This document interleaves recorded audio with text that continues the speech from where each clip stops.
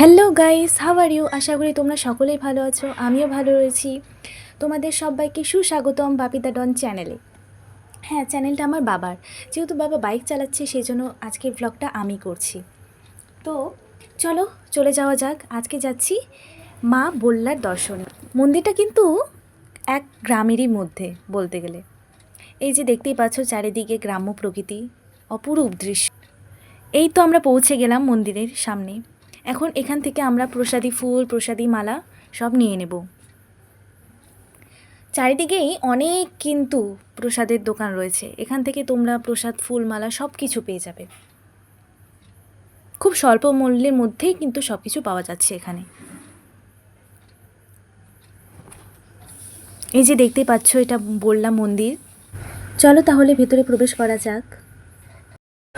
এই যে তোমরা দেখতে পাচ্ছ, আমি ভোগের ডালাটা ঠাকুর মশাইয়ের হাতে তুলে দিলাম। তিনি আমার নামে পুজোটা সম্পন্ন করলেন।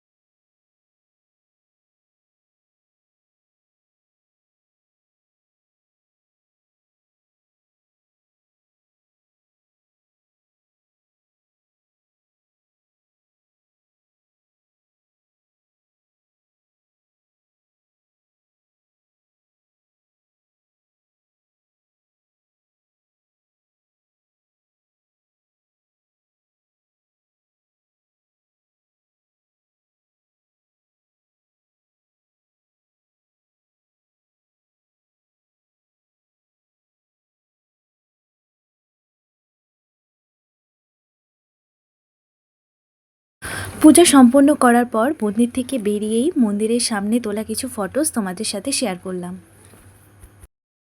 গাইস, আজকে ভ্লগ ভিডিওটা এই পর্যন্তই। এরপরে তোমাদের সঙ্গে আবার দেখা হচ্ছে নতুন একটি ভ্লগ ভিডিও নিয়ে। ততক্ষণের জন্য তোমরা সবাই সুস্থ থেকো, ভালো থেকো। বাই।